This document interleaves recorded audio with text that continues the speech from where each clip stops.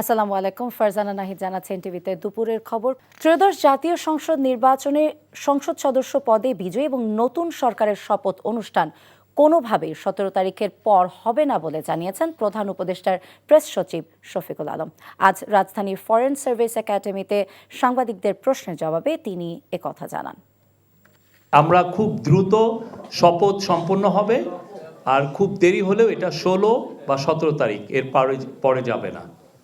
Chief adviser কাজ করছেন এবং পুরো টিম কাজ করছে, ক্যাবিনেট কাজ করছে স্মুথ ট্রানজিশনের জন্য।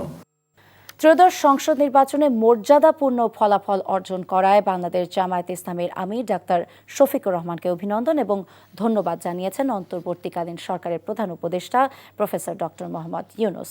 এক বার্তায় প্রধান উপদেষ্টা ত্রয়োদশ জাতীয় সংসদ নির্বাচনে জামায়াতের আমিরের নেতৃত্বে দলীয় প্রার্থীদের সক্রিয় এবং ব্যাপক অংশগ্রহণ, দৃঢ় প্রতিদ্বন্দ্বিতা এবং পরবর্তীতে নির্বাচনের ফলাফলকে শান্ত ও মর্যাদাপূর্ণভাবে গ্রহণ করার জন্য ধন্যবাদ জানান। বলেন, নির্বাচনী প্রচার পর্ব থেকে শুরু করে ফলাফল ঘোষণার পরবর্তী সময় পর্যন্ত জামায়াতের আমিরের রাজনৈতিক শিষ্টাচার, সংযম, দায়িত্বশীল বক্তব্য এবং কর্মীদের প্রতি শান্তিপূর্ণ আচরণের আহ্বান দেশের সামগ্রিক পরিস্থিতিকে স্থিতিশীল রাখতে বিশেষ ভূমিকা রেখেছে।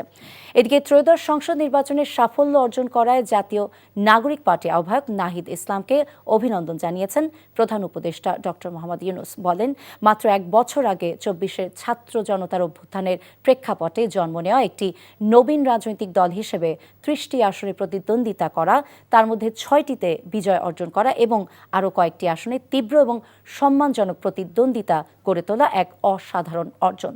এই সাফল্য কেবল নির্বাচনী পরিসংখ্যান নয়, এটি তরুণ প্রজন্মের আত্মপ্রত্যয়, স্বপ্ন এবং গণতান্ত্রিক চেতনার শক্তিশালী প্রকাশ বলে জানান প্রধান উপদেষ্টা। নির্বাচনের ফলাফল মেনে নিয়ে দায়িত্বশীল বিরোধী দল হিসেবে কাজ করার ঘোষণা দিয়েছেন জামায়াতে ইসলামের আমির ডাক্তার শফিকুর রহমান। শুক্রবার দিবাগত রাত 1:44 সামাজিক মাধ্যম ফেসবুকে নিজের ভেরিফাইড আইডিতে এক পোস্টের মাধ্যমে তিনি এই ঘোষণা দেন। জামায়াত আমির বলেন, শুরু থেকে একটি স্থিতিশীল এবং কার্যকর গণতান্ত্রিক ব্যবস্থার প্রতি প্রতিশ্রুতিবদ্ধ জামায়াতে ইসলামী। সেই প্রতিশ্রুতিতে এখনও তার দল অটল আছে। ফেসবুকের পোস্টে সামগ্রিক ফলাফলকে স্বীকৃতি দিয়ে এবং আইনের শাসনের প্রতি শ্রদ্ধা জানিয়ে জামায়াতের আমির বিগত মাসগুলোতে যারা অক্লান্ত পরিশ্রম করেছেন সেই অসংখ্য স্বেচ্ছাসেবক এবং সমর্থকদের প্রতি শ্রদ্ধা এবং কৃতজ্ঞতা প্রকাশ করেন। সারাদিন ভোট সুষ্ঠু করে ভোট গণনায় রাতে কারচুপি করা হয়েছে বলে অভিযোগ করেছেন ঢাকা 13 আসনের 11 দলীয় জোটের প্রার্থী মাওলানা মামুনুল হক। সকালে নির্বাচন কমিশনে গিয়ে কর্মকর্তাদের সাথে দেখা করে তিনি অভিযোগ করেন। মামুনুল হক বলেন, ঢাকা 13 আসনে মোট ফলাফলের ব্যবধান ছিল 2300 ভোট, অথচ ভোটের ব্যালটে প্রতীকগুলো পাশাপাশি হয় 4000-এরও বেশি ভোট বাতিল হয়। অভিযোগ খতিয়ে দেখলে অন্তত 5000 ভোটে জয়ী হবার আশা প্রকাশ করেন তিনি। অনেক কেন্দ্রে রেজাল্ট শিটে পোলিং এজেন্টদের স্বাক্ষর নেওয়া হয়নি, হলেও পরে আবার কাটছাঁট করা হয়েছে বলেও অভিযোগ করেন 11 দলীয় জোট প্রার্থী। আমাদের কেন্দ্রে প্রায় 4381টা ভোট বাতিল হয়েছে। আর আমাদের দুই প্রতিদ্বন্দ্বীর মধ্যে সর্বশেষ নির্বাচন কমিশনের তাদের প্রকাশিত ফলাফল অনুযায়ী ভোটের ব্যবধান হলো 2320। এই বাতিলকৃত ভোটের 80 থেকে 90% ভোট এটা আমার ভোট, যেটাকে বাতিল করা হয়েছে।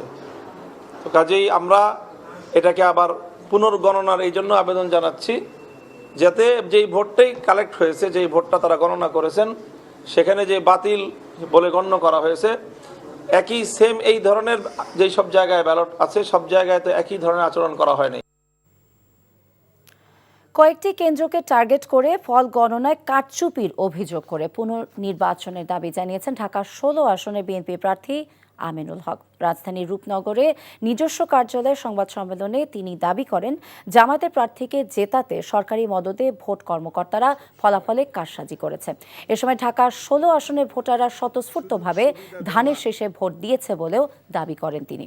একটি দল জামায়াতের পক্ষ নিয়েছে, কয়েকটা কেন্দ্র থেকে ধানের শীষের এজেন্ট বের করে দেওয়ারও অভিযোগও করেন আমিনুল হক। একই সঙ্গে ভোটের দিন প্রিজাইডিং অফিসারও সিল মারার অভিযোগ তোলেন।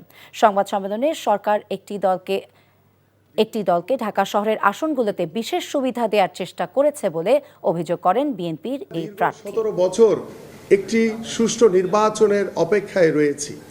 সেটা ইন্টেনশনালি আমাকে টার্গেট করে যেভাবে তারা মেকানিজম করে তারা আমাকে হারিয়েছে, আমি এইটার জন্য ইতিমধ্যে গতকালকে আমরা নির্বাচন কমিশন এবং রিটার্নিং কর্মকর্তার বরাবর আমরা চিঠি দিয়েছি যে ভোট পুনর্গণনা করা হোক, পাশাপাশি পুনর্গণনা না হওয়া পর্যন্ত এটার গেজেট স্থগিত করা হবে এবং আমি পুনর্নির্বাচন চাই।